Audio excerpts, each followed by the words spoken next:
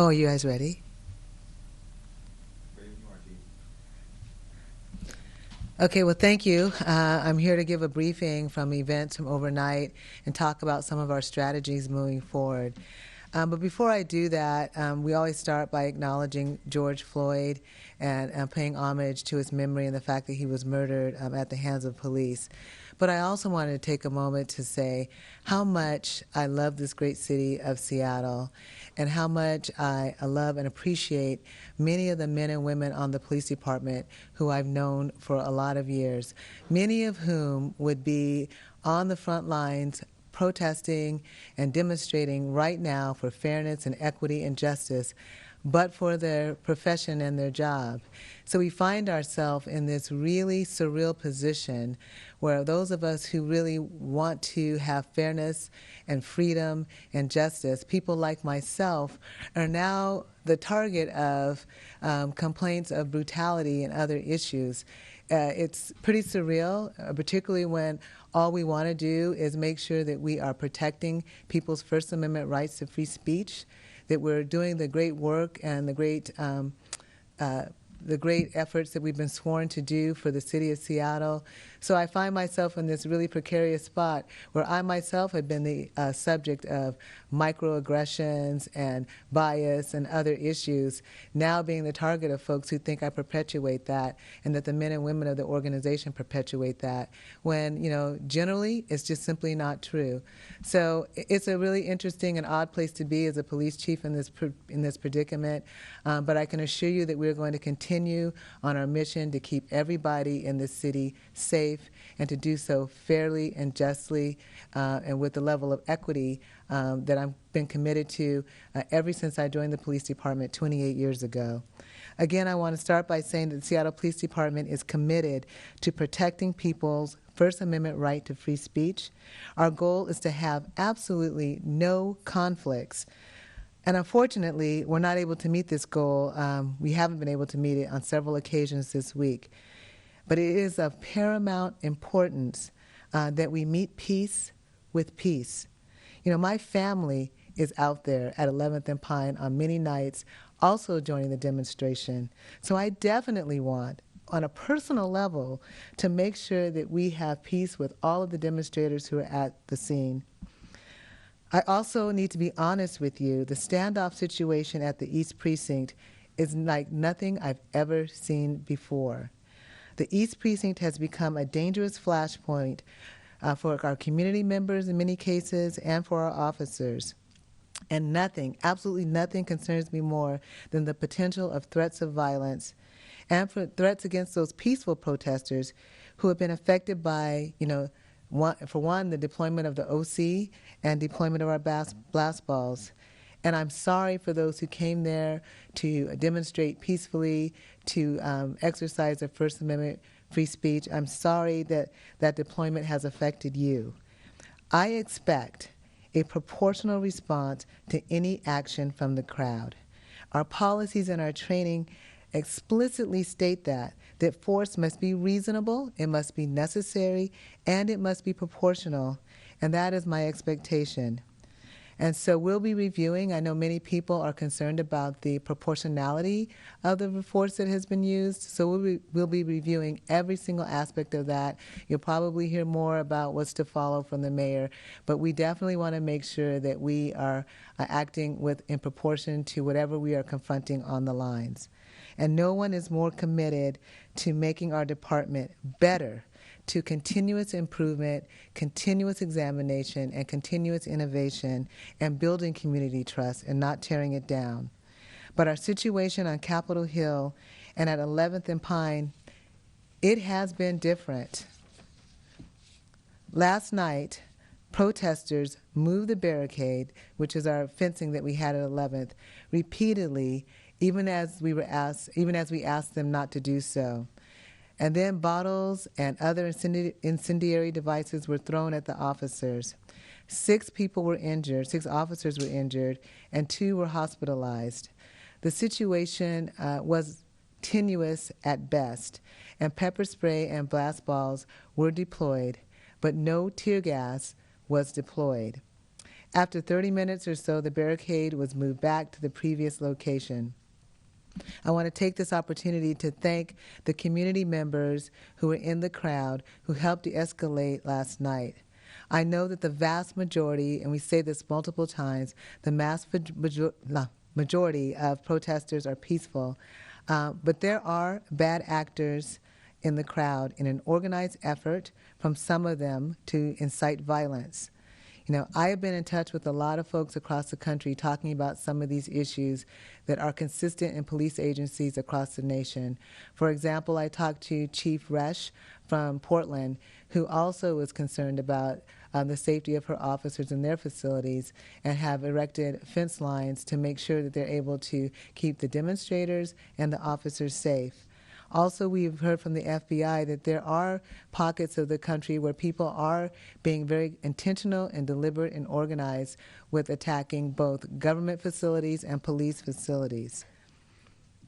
Moving forward, I will be adding additional ways that we can de-escalate the situation on Capitol Hill. Tonight, I can tell you we are making the following changes. We believe that the barriers are necessary still at this time. But that said, we want to minimize our police posture, significantly reducing the number of officers that are both on the line and in the immediate area, and removing some of the protective gear that we've had on, that we were wearing, I should say, that really caused people some concern. The National Guard is available, but will not be deployed on the front lines unless the situation deteriorates to the point that they're needed. And in the future, we're going to try to work with community members to deploy de-escalation teams to work with protesters and demonstrators to ensure the safety of the people who are involved and that there's communication between the participants and helping to manage the crowd and the expectations. Last night, we had members of the community, like Omari Salisbury, working to de-escalate negative actions on the front lines. And I want to thank him and all the community members who participated. And I want to give you my sincere and honest promise that we are going to do everything that we can to make sure that everybody is safe. We're going to make sure that our reactions to what we're experiencing are proportional so that they're not questioned by others who are there to demonstrate peacefully. Thank you very much.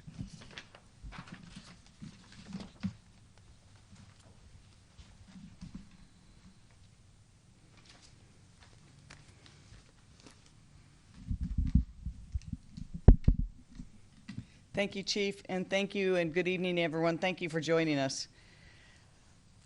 I also want to remember that we are here not just because of the murder of George Floyd, but because of the light it has shown once again on the generational impacts of systemic racism.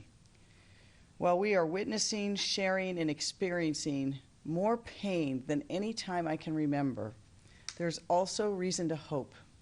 People are rising in cities across our nation to speak out, to protest, to demand change. Today, We Want to Live, a march in Othello for Black Lives, saw thousands of people marched in violence and systemic racism. Thousands are still there now, building community, peacefully protesting, and calling for an end to police violence and the systemic structures that perpetuate it. I am grateful for all those who peacefully marched and protested in Othello and throughout our city, today and every day. By the thousands, we have seen people march in almost every part of town.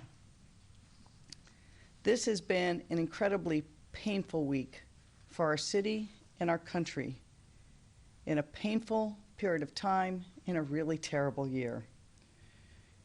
Yet, it is one that is shining the light yet again on racism and injustice that has haunted our past and continues to haunt our present. It is a moment that summons all of us, including me, to do more and to do better. Pain and anguish have brought out thousands of our neighbors to protest and demand action. They must be heard. We must act, and we are. This last week, I've had many conversations with members of the Black community and other communities of color about how we go forward as a city. The Black community wants its voice centered. While painful these discussions have been because of the trauma and impacts of systemic racism are both immediate and generations deep, I have very much appreciated those conversations and their willingness to have them.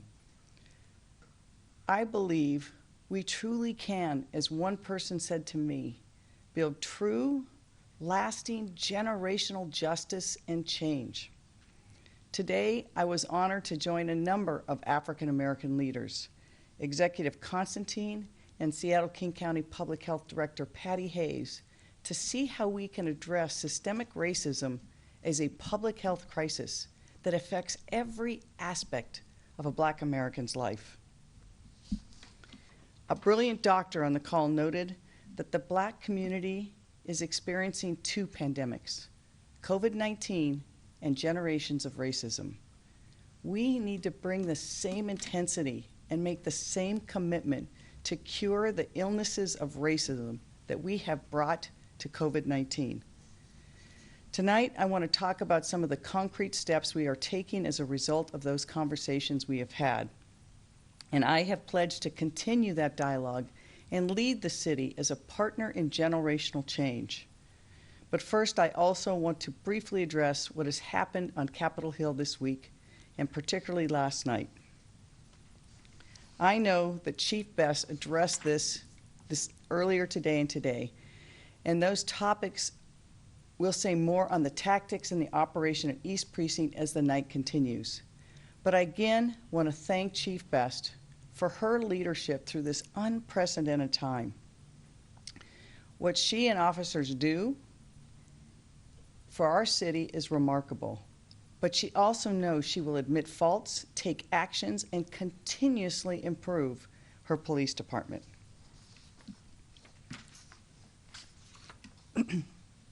Yesterday, we saw an all too familiar pattern.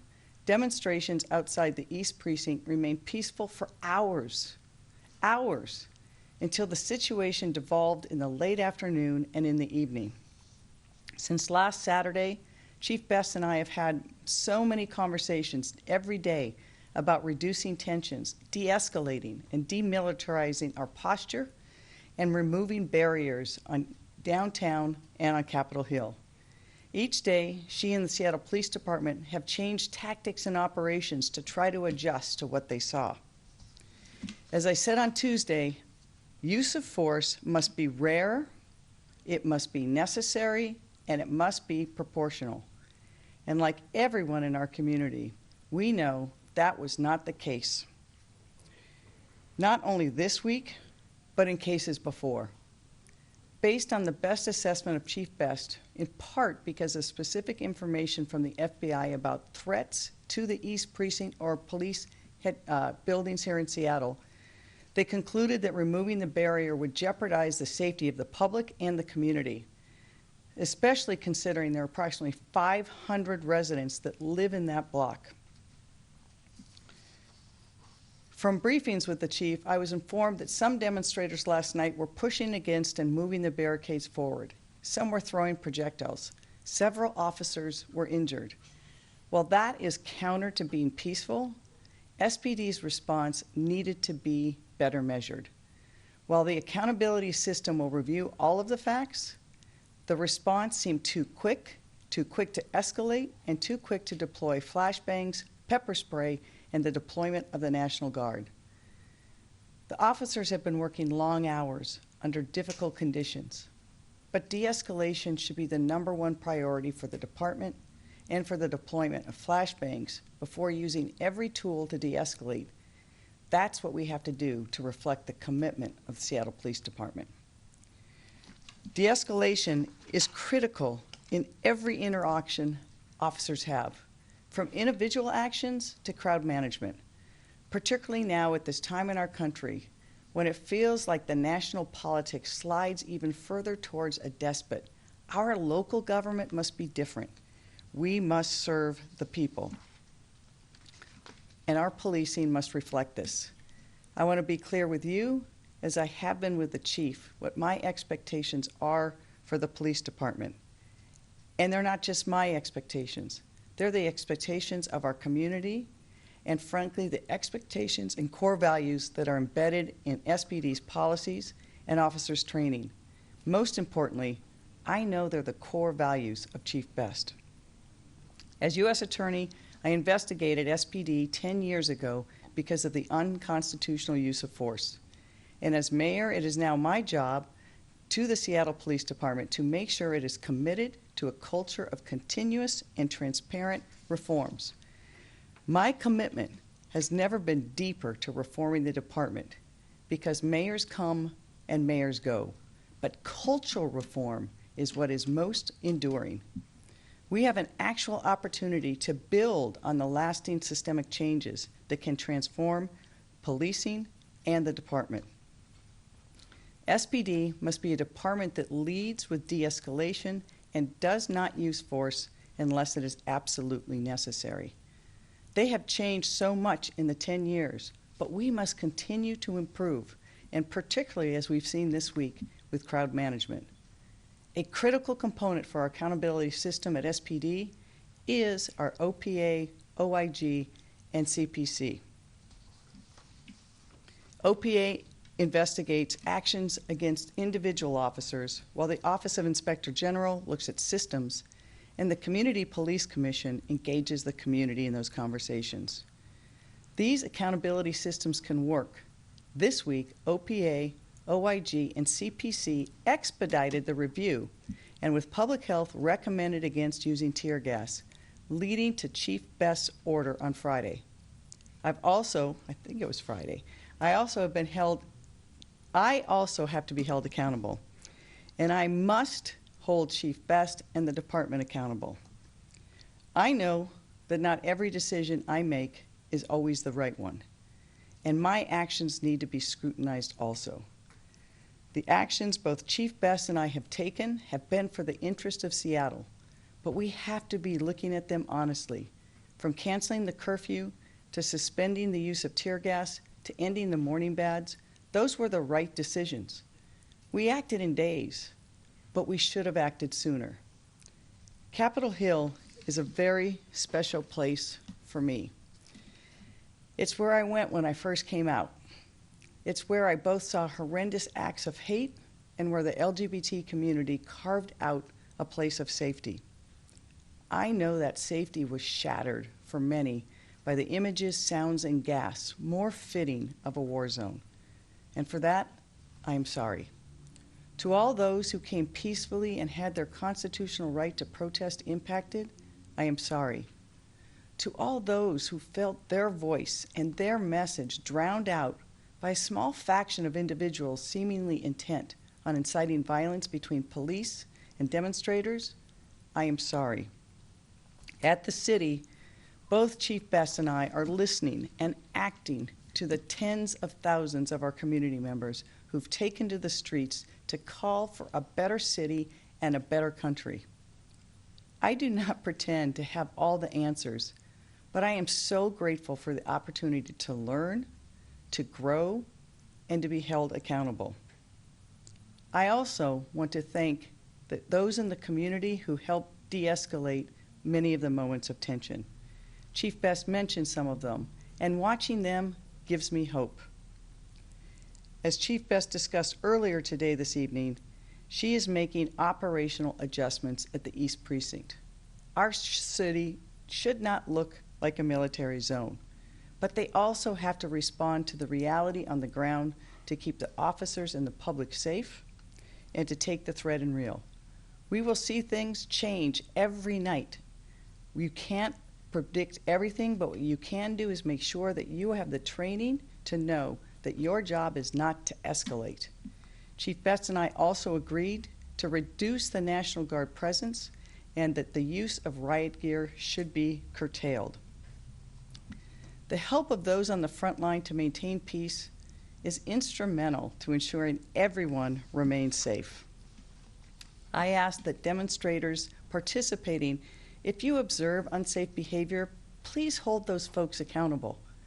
I've had conversations with a number of people protesting there who felt they weren't safe and their voice couldn't be heard because of other people on their side of the barricade. Our shared goal has to be to keep everyone safe.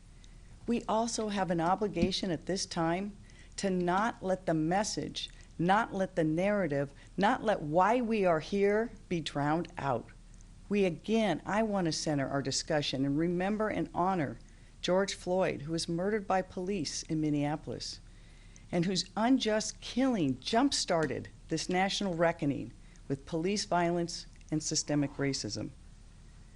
But George Floyd's murder is not the only reason tens of thousands of Seattle residents are taking to the streets each day. Here in Seattle, people are protesting a culture of systemic racism and police actions that exist right in our own backyard. There have been Black and brown people killed by police here in Seattle. John T. Williams, Shay Taylor, Charlena Lyles, and so many more.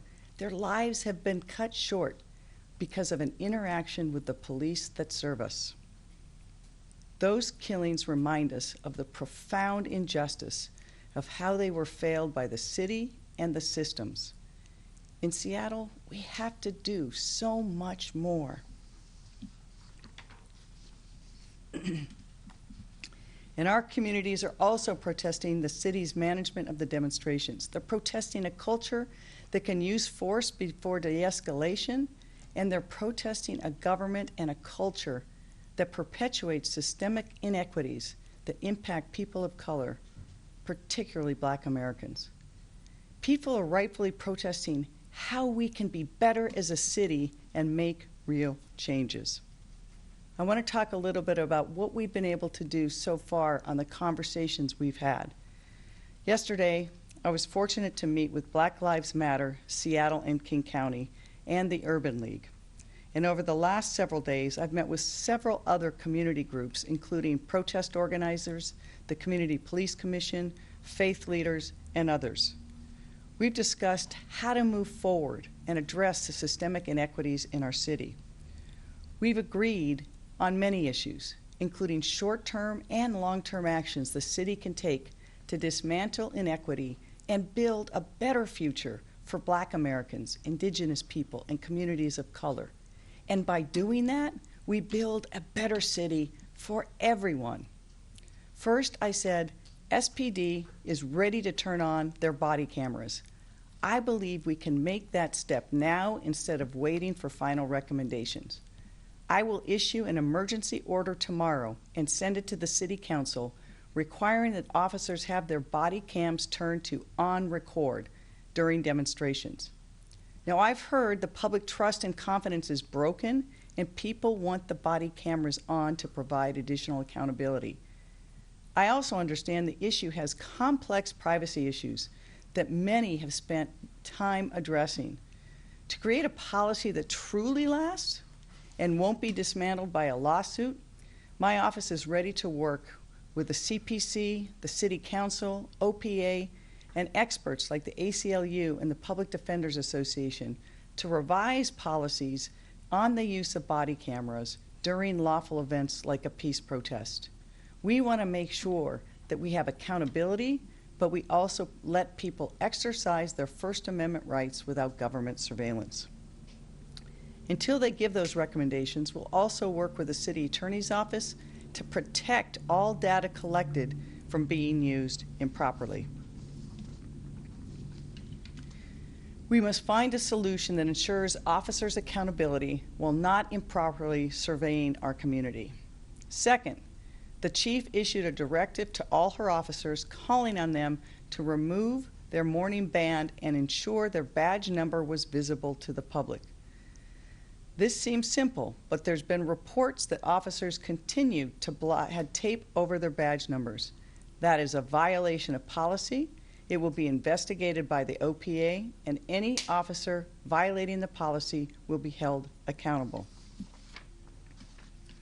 Third, City Attorney Pete Holmes has agreed to withdraw the city's filing to end the sustainment period under the consent decree, so that we can go back to the court after evaluating SPD's response to these demonstrations and basing that on deep engagement and the reflections of OPA, OIG, CPC, and the community voice.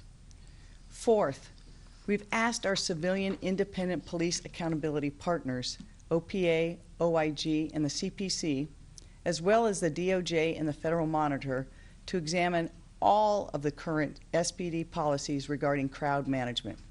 This includes evaluating recent events and the need or the failure to de-escalate. Over the next 30 days, they are reviewing whether to permanently ban tear gas and make any other recommendations to de-escalate or use less lethal crowd management tools. If they need more time, that will be extended. Fifth, the Seattle Police Department will be updating their policies this week to succinctly and clearly reflect the best practices for use of force concerns we've heard from the community related to the 2016 Campaign Zero National Policy Survey.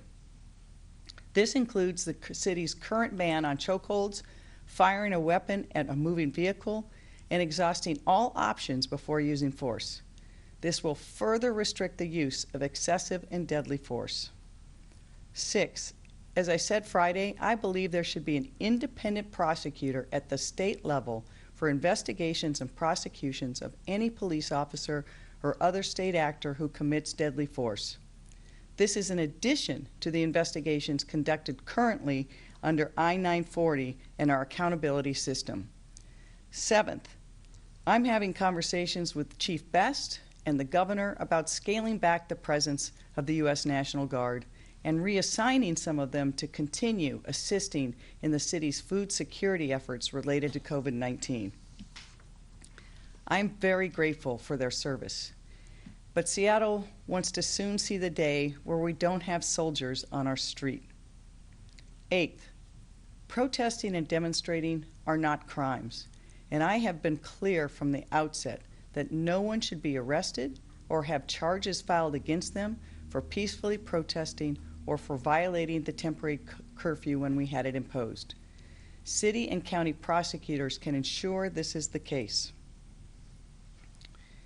I want to talk a little bit about our budget process. The advances we've made today are the beginning. We must address the systemic barriers that pervade our society. Our collective failure to address racism and inequality isn't just in the area of policing in America. It's in housing and health and education and economic opportunity. We are going to be even more intentional in investments that will make a difference in the lives of people of color in our city, support resilient communities, and undo systemic and structural racism. This work must be and will be guided by the community.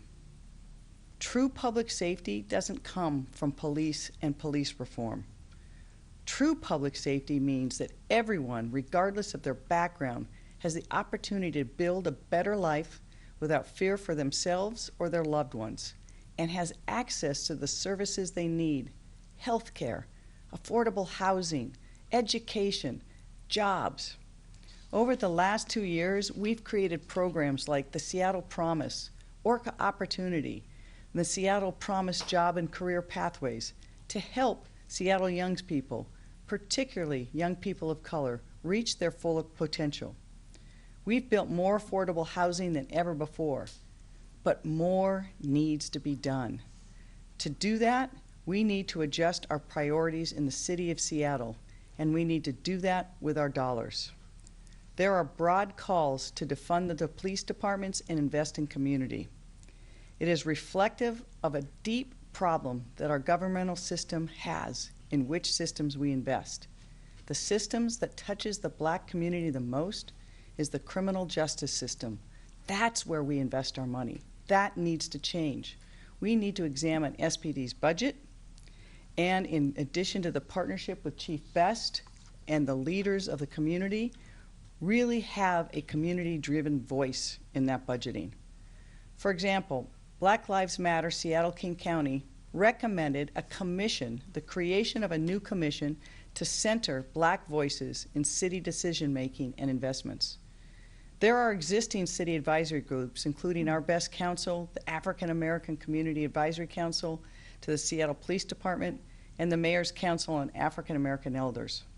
But I agree, we need to create a new commission crafted by and directed by community that focuses on increasing the health, wealth, safety, and prosperity of our Black residents. We need to change how we think of policing. In so many circumstances, when people call 911, they don't really need someone with a gun to show up.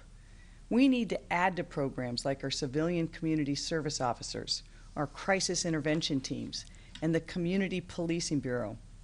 These strategies have been successful in engaging and connecting SPD with community. In the coming weeks, we'll have more to share about how we're going to do the budgeting in this year's SPD budget.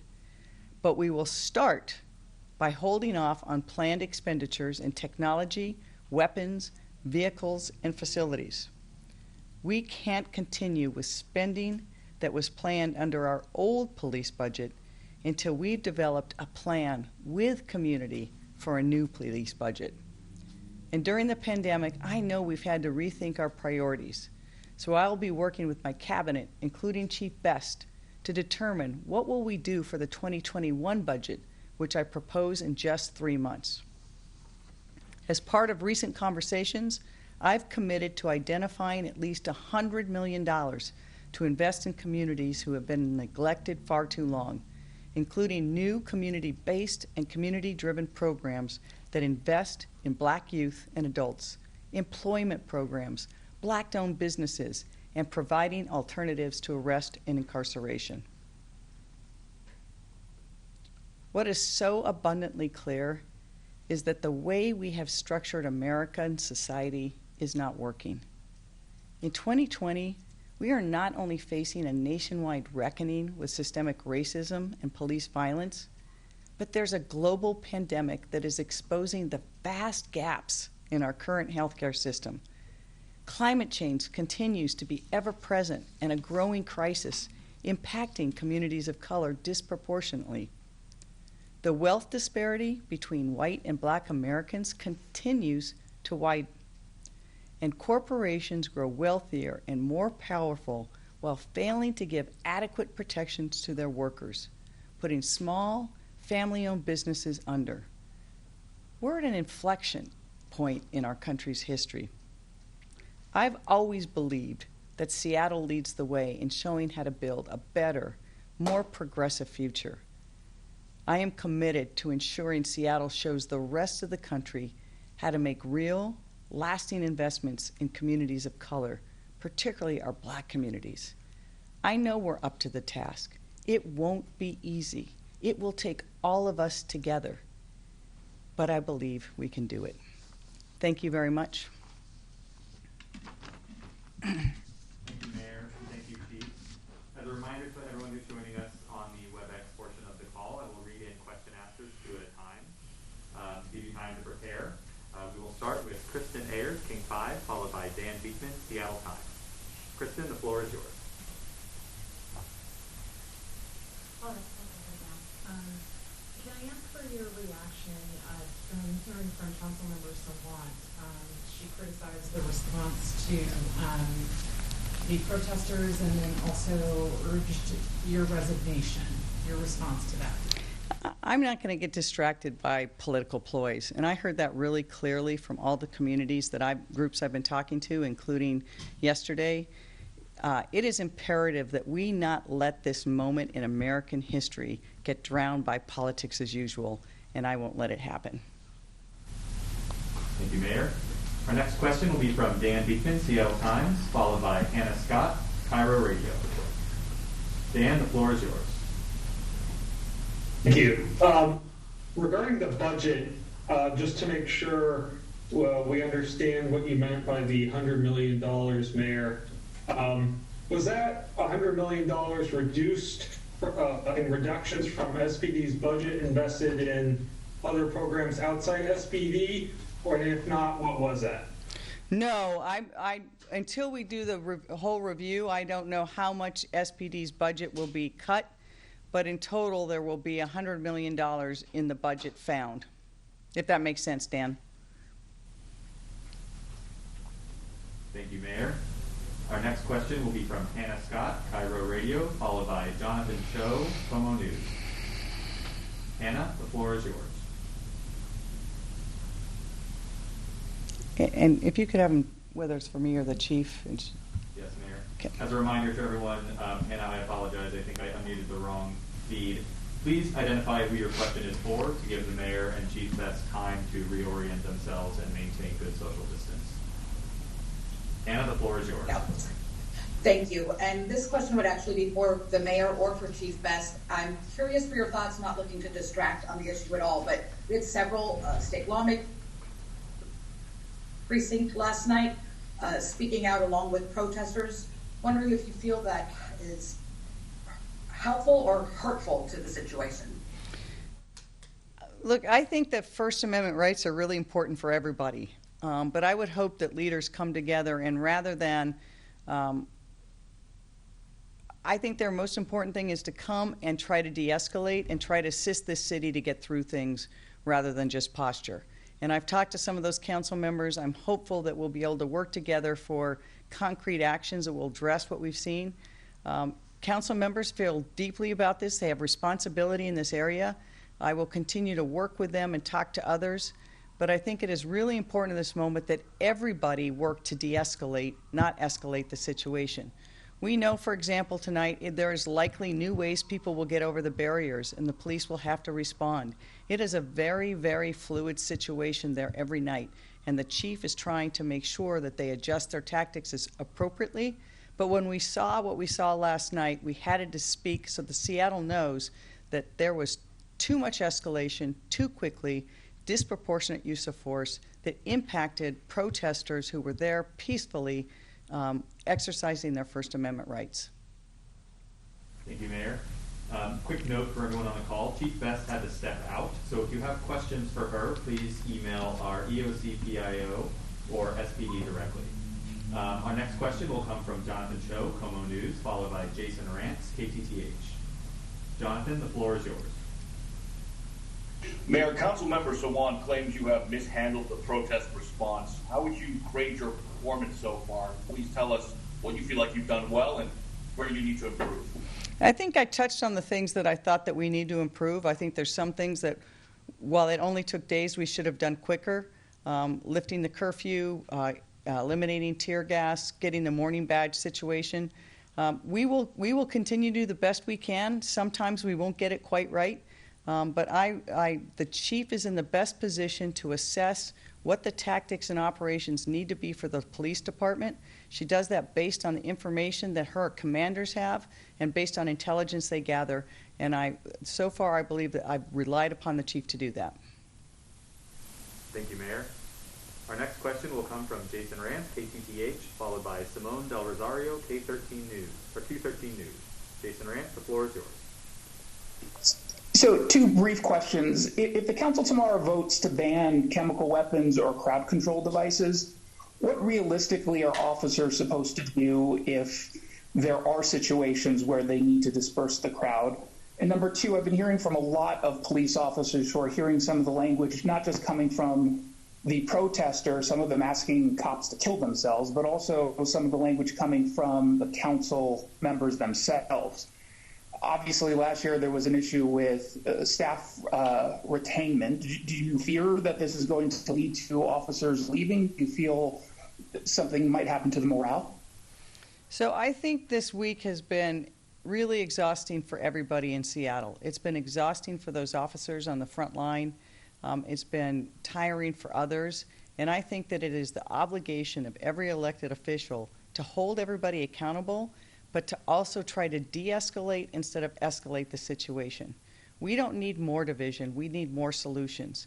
We also have to be very mindful that the more we focus on something other than why we are here, how we can improve the lives of Black Americans, I think that we are not doing what we need to do at this moment in American history.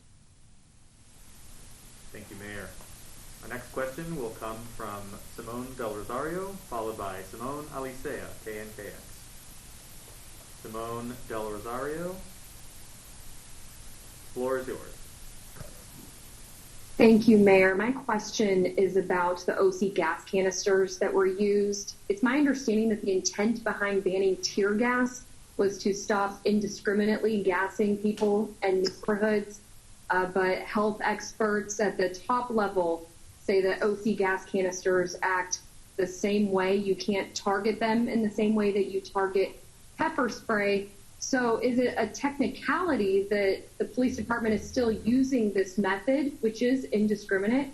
And will you consider wrapping that in with a tear gas ban as well? I wish Chief Best were here to describe that, because I don't know the full answer to that, the differences. I do know that we asked OPA and OIG to review all of the tools and techniques for our crowd management, including the use of OC canisters and OC spray. The only thing they came back and asked us to immediately stop was the tear gas. That's where they had the greatest concerns, they in public health, so that's the decision we decided to make.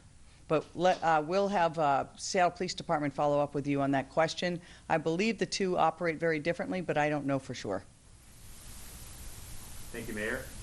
Our next question will be from Simone Alicea, KNKX, followed by David Croman, Crosscut. Simone Alicea, the floor is yours.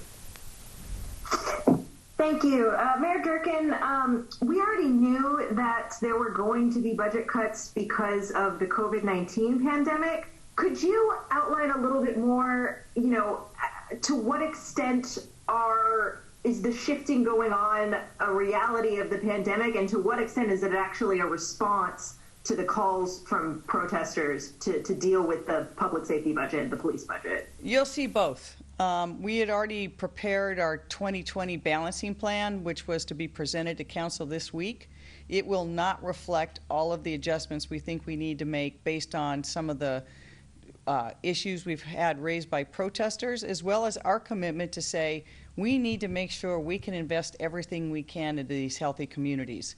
And so you will see both of those things this week and in the coming days. But we really want to make sure that as we do this budgeting process for 2021, which is for next year, that we center it on the experiences that we're talking about, and we have a conversation with community on where those investments are going to be the best, and how do we get those investments to the community-based organizations themselves who know their communities, know their needs, and know best how to improve the health of those communities.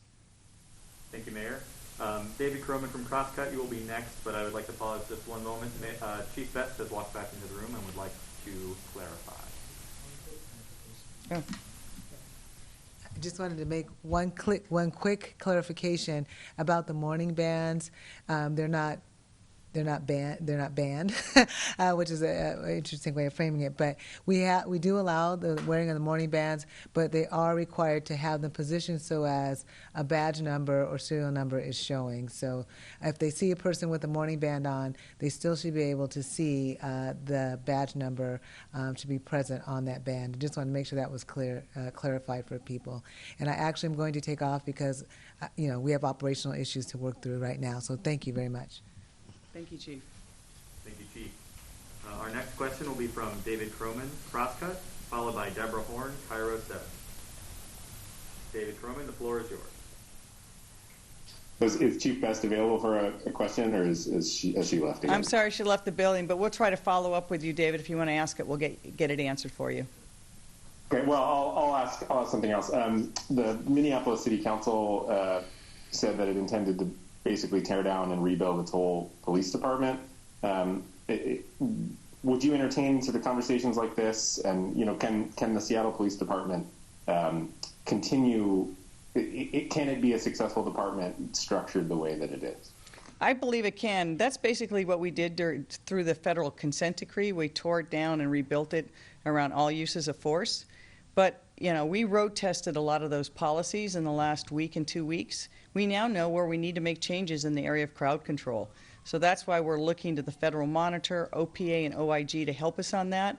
In Minneapolis, they've not been through any process like that before. And often, the 3 instances I know where that's occurred, it's occurred in lieu of a consent decree process. Thank you, Mayor. And our next and final question will be from Deborah Horn, Cairo 7. Deborah, the floor is yours. you so much, Mayor. We appreciate being able to talk to you today.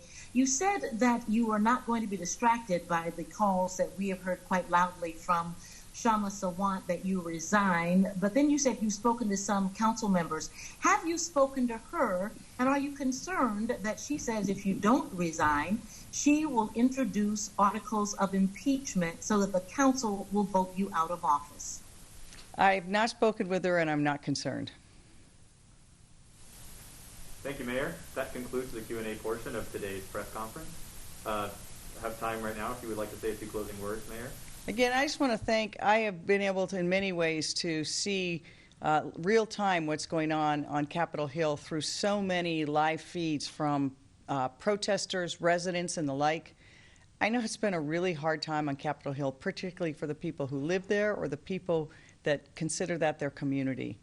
We are going to be working very hard to restore the trust of community, but this is going to be a tough time. I met with African American leaders today who themselves felt like those 2 blocks in Capitol Hill had become almost a tipping point where their message, the things they were concerned most about, were being drowned out. I had a number of African American leaders describe how they went to the protest and left because they did not feel safe themselves from some of the activities of other protesters. I really want to urge people, we can speak up, we can speak loudly, we can disagree with each other, but we should do it peacefully. And please, to the people who are going there trying to start a fight with police, unfortunately you've been too successful, but we need people on both sides of those barricades to do more. It is the police job to de-escalate every time. They did not do the job like they should have, and Carmen Best is holding them accountable and trying to work with them to do that. But we as a community also have to hold each other accountable and to speak up and to make sure that if you see people who are doing things that are violent, that you help stop that as well. I talked to one of the people who was there who's been live streaming a lot, who himself was injured last night because he was trying to de-escalate a situation and the people accused him of working for police. He's lived in Seattle for years, well known in the Central District. We need to quit that kind of division. You can hold me accountable as mayor, but where we need to go is to get to our best inspired selves, to really work on those issues that need to be addressed. We have a moment in history, and it's up to us to grab it. Thank you very much.